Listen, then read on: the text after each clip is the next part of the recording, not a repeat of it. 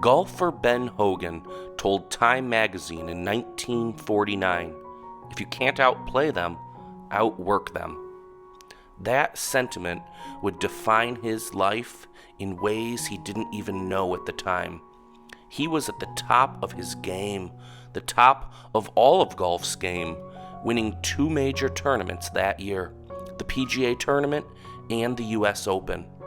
And then his world came to an abrupt halt. 2 weeks later, he was hit head-on by a bus. Ben Hogan was born in Texas in 1912.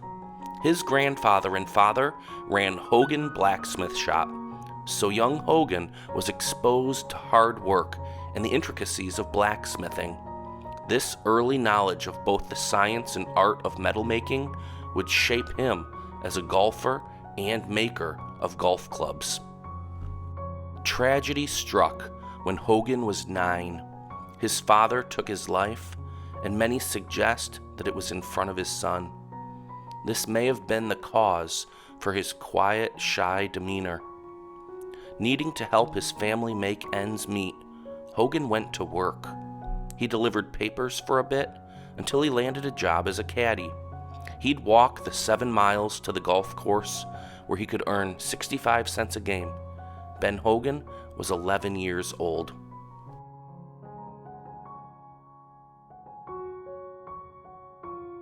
But caddying exposed him to the game, and Hogan quickly fell in love. It didn't come easy for him. He had to work.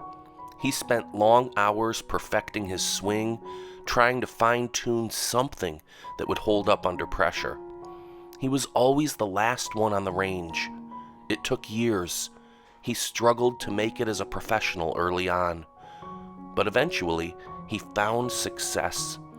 He became the PGA Tour's leading money winner for 1940, 1941, and 1942. Then World War II started, and Ben put down his golf clubs to serve his country when he was drafted in the U.S. Army Air Forces. When he returned, he worked to restore his game to what it was before he left.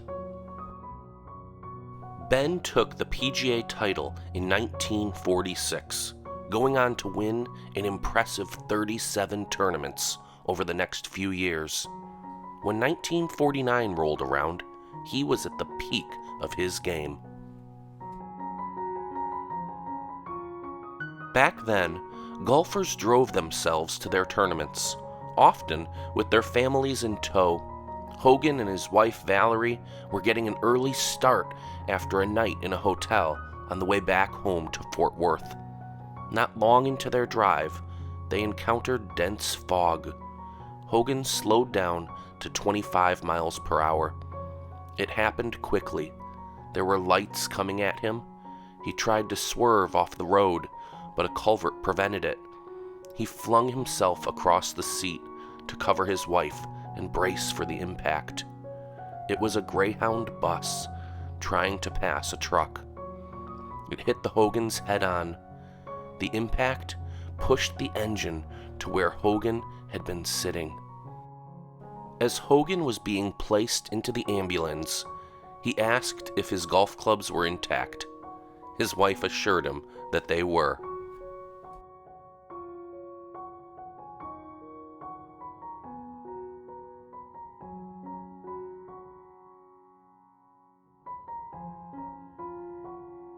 The initial report was that Hogan had been killed. They were false, but his injuries were severe. A double fractured pelvis, broken collarbone, a broken ankle, and a chipped rib.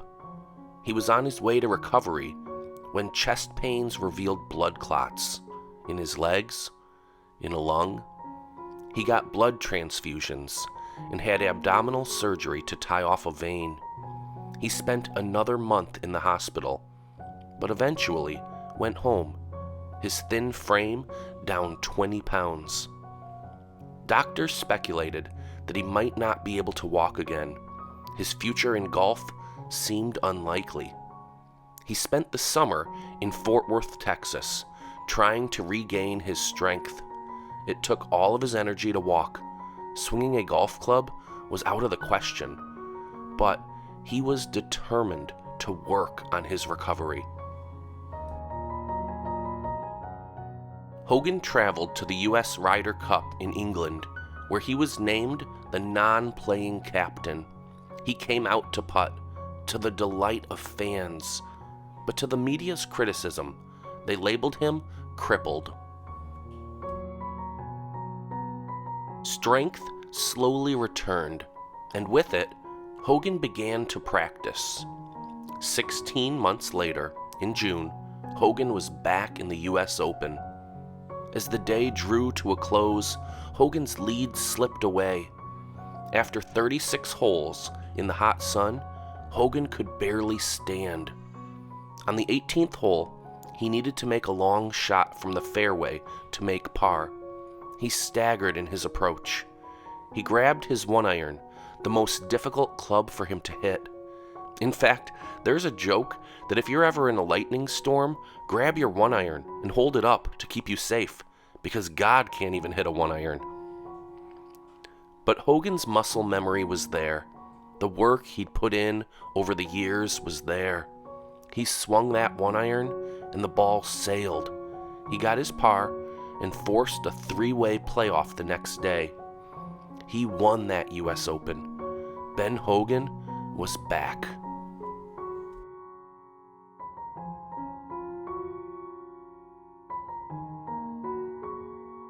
Hogan dominated in unprecedented fashion after that. In 1953, at the age of 41, Hogan won 5 of 6 tournaments, including 3 majors, the Triple Crown of golf, the Masters, the U.S. Open, and the British Open. He remains the only player to have won all 3 of those in the same year. Ben Hogan practiced more than his competitors and is said to have invented practice. For him, golf wasn't work. He said, "You hear stories about me beating my brains out practicing, but I was enjoying myself. I couldn't wait to get up in the morning so I could hit more golf balls. When I'm hitting the ball where I want, hard and crisply, it's a joy that very few people experience." Hogan is recognized as one of the greatest ball strikers who's ever played the game of golf.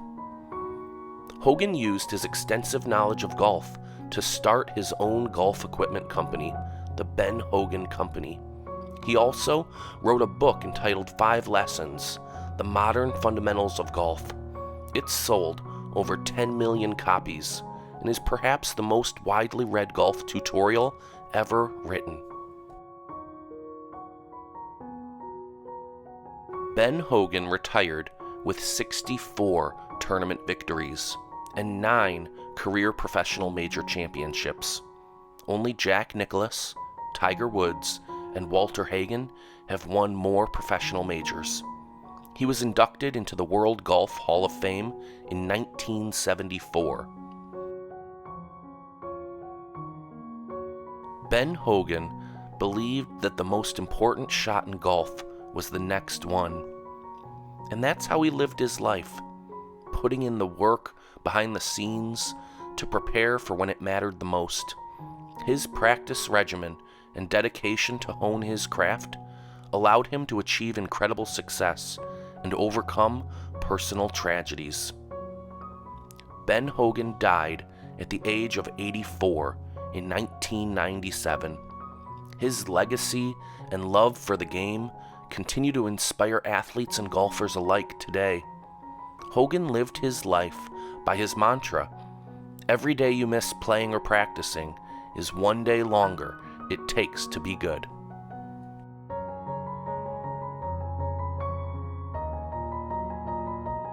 Thanks for watching Heartbeats on the Sports Beat.